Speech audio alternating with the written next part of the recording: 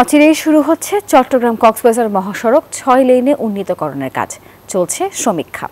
সড়ক ও জনপথ বিভাগ বলছে অর্থায়ন দাতা পেলেই দ্রুত শুরু হবে নির্মাণ কাজ। কোনো জায়গায় এলিভেটেড এক্সপ্রেসওয়েও করার পরিকল্পনা রয়েছে সড়ক এবং জনপথ বিভাগের। সড়ক দুর্ঘটনা থামাতে ৬ লেনের সড়ক জরুরি বলছে যাত্রী এবং বিশেষজ্ঞরা। নয়ন বড়ুয়া জয়ের রিপোর্টে দেখুন এই নিয়ে বিস্তারিত।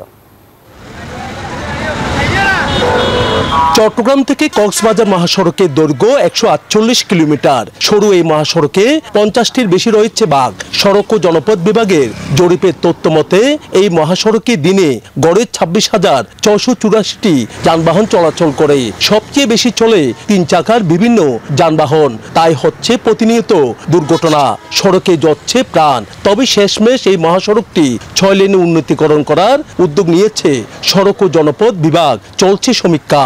পদ্মা সেতু, মেট্রো রেল এবং এলিভেটেড এক্সপ্রেসওয়ে নির্মাণের গর্বিত অংশীদার বসুন্ধরা সিমেন্ট। আশা করা যাচ্ছে এই বছরে এটা প্রিপারেটরি সার্ভে এটা সমাপ্ত হবে। এরপরে আমরা বাকি কাজটুকু ডিপিপি প্রণয়ন এবং প্রকল্প শুরু করার বিষয়ে যা সরকারি সিদ্ধান্ত আমরা পাব। সবচেয়ে ঝুঁকিপূর্ণ এলাকা হলো কক্সবাজারের চকরিয়ার মালুমঘাট থেকে চট্টগ্রাম লোহাগাড়া পর্যন্ত। এর দৈর্ঘ্য প্রায় ২৭ কিলোমিটার। সংরক্ষিত বনাঞ্চলের ভেতর দিয়ে যাওয়া এই অংশ যেমন সরু তেমনি আঁকাবাঁকা। চালক কিংবা যাত্রীরা বলছেন সরু এই মহাসড়কে দীর্ঘক্ষণ যানজটে ৩ ঘন্টার পথ পাড়ি দিতে সময় লাগে ৪ থেকে ৬ ঘন্টা। আমাদের রাস্তা ক্লিয়ার ফাইলে আমরা আমাদের ৩ ঘন্টায় বেস্ট, মানে ২.৫ ঘন্টা ২ ঘন্টা ৪০ মিনিট আমরা কক্সবাজার পৌঁছে যাই। রাস্তাগুলো একটু আঁকা বাঁকা আছে, হ্যাঁ, একটু সড়কগুলো একটু সাইজ পরিমাণে ছোট।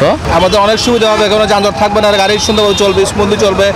নিরাপদ সড়ক চাই সংগঠনের চট্টগ্রাম বিভাগের আহ্বায়ক বলেন, দ্রুত এই সড়ক ৪ বা ৬ লেনে না হলে দুর্ঘটনা থামবে না। চট্টগ্রাম কক্সবাজার সড়কটাকে একেবারে সায়েন্টিফিক ওয়েতে, ইঞ্জিনিয়ারিং ওয়েতে এটাকে সংস্কার করা, এটাকে বিভিন্ন একাধিক লাইনে উন্নীত করা খুবই জরুরি একটা ব্যাপার। এই সড়কে চলতি বছরে ৪০টির বেশি দুর্ঘটনা ঘটেছে। এতে ৫০ জনের বেশি প্রাণ হারিয়েছে, আহত হয়েছে ১০০ জনের বেশি।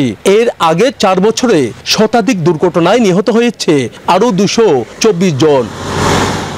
নয়ন বড়ুয়া জয়, নিউজ 24, চট্টগ্রাম।